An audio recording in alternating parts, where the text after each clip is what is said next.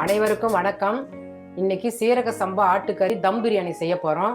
அதுக்கு தேவையான பொருட்கள்லாம் பார்க்கலாம் வாங்க. 3 வெங்காயம் வெட்டி வச்சுருக்கிறேன். 1 கிலோ ஆட்டுக்கறி அவிச்சு வச்சுருக்கிறேன். சீரக சம்பா அரிசி இந்த டம்ளரால் 4 டம்ளர் கழுவி தண்ணி வடிகட்டி வச்சுருக்கிறேன். புதினா கொத்தமல்லி கழுவி வச்சுருக்கிறேன் 2 புடி, 2 தக்காளி, பச்சை மிளகாவும் புதினாவும் அரைச்சி வச்சுருக்கிறேன். இஞ்சி பூண்டு பேஸ்ட்டு இந்த ஸ்பூனில் 2 ஸ்பூன் எடுத்து வச்சுருக்கிறேன். மசாலா பொருள் கொஞ்சம் எடுத்து வச்சுருக்கிறேன். தேங்காய் பால் ஒரு 3/4 டம்ளர் எடுத்து வச்சுருக்கிறேன். தேவையான அளவுக்கு எண்ணெய், நெய், எலுமிச்சம்பழம், உப்பு, தேவையான அளவுக்கு தண்ணி வச்சுருக்கிறேன். வாங்க தாளிக்கலாம். பிரியாணி சட்டி காஞ்சிடுச்சு. எண்ணெய் ஊற்றிக்கலாம். எண்ணெய் நல்லா காயட்டும். கூட கொஞ்சம் நெய் போட்டுங்க. இதில் பாதி நெய் போட்டுங்க, பாதி நெய் தம் போடும்போது போட்டுப்போம். எண்ணெய் காஞ்சிடுது. பட்டை லவங்க ஏலக்காய்லாம் போட்டுக்கலாம். அது கூடயே இந்த பிரிஞ்சி தழையும் போட்டுங்க. போட்ட உடனே வெங்காயத்தை போட்டுடுங்க. போட்டுட்டு நல்லா பாதி அளவுக்கு வதங்கணும். வதங்கினதுக்கப்புறம் தக்காளி போட்டுக்கோ.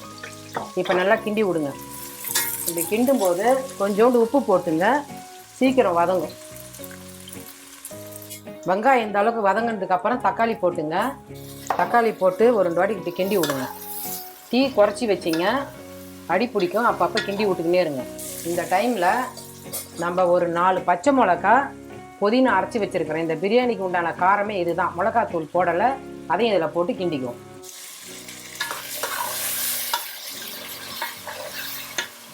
இப்போ இஞ்சி பூண்டு பேஸ்ட்டு போட்டுங்க. போட்டுட்டு இது எல்லாம் நல்லா வதங்கணும். வதங்கினதுக்கப்புறம் கறி போட்டுக்கோம். மசாலா நல்லா வதங்கிடுது. இப்போ கறி போட்டுங்க. கறி போட்டு நல்லா கிண்டி விட்டு ஒரு 5 நிமிஷம் நல்லா வேகட்டும்.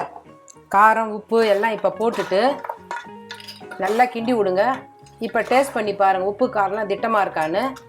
பத்தலைன்னா எதுவாக இருந்தாலும் நீங்கள் இப்போ போட்டுங்க. தேவையான அளவுக்கு உப்பு இப்போயே போட்டுக்கிறேன். கொஞ்சம் மூடி வேக வைங்க. வாங்க இப்போ தண்ணி ஊற்றிக்கலாம். இந்த தண்ணியில் தேங்காய் பால், கறி வேக வச்ச தண்ணி, பத்தலத்துக்கு பச்சை தண்ணி ஊற்றி அளந்து வச்சுருக்கிறேன். ஊற்றிக்கலாம் வாங்க. ஊற்றி கிண்டி விட்டுட்டு எல்லாம் மூடி விடுங்க. கொதிக்கட்டும். அரிசி போடுவோம். குழம்பு கொதிச்சிடுது. வாங்க அரிசி போட்டுக்கலாம். இந்த சீரக சம்பா அரிசி பச்சை அரிசி, அதனால் 1க்கு 1.5 அளந்து வச்சுருக்கிறேன். புழுங்கல் அரிசி இருந்தால் 2 டம்ளர் போட்டுங்க தண்ணி. அரிசி போட்டு நல்லா கிண்டி விட்டு தம்மில் போட்டு 20 நிமிஷம் கழிச்சு இறங்கி திறந்து பாருங்கள். தீ இப்போ ஃபுல்லாக வச்சிக்கின்னு மூடிடுங்க. இப்போ தம் போட்டுக்கலாம். தீயை சுத்தமாக குறைச்சிடுங்க. எலுமிச்சம்பழம் புழிஞ்சு விடுங்க.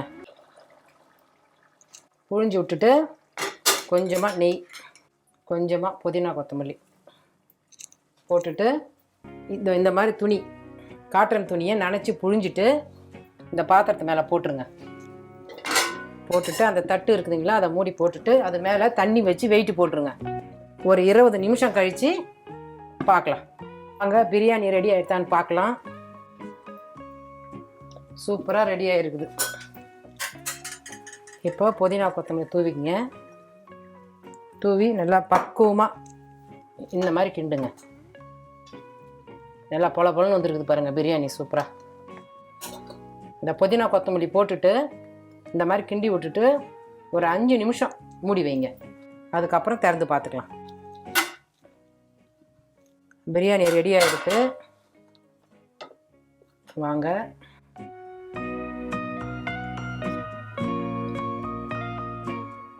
பிரியாணி ரெடி ஆகிடுது.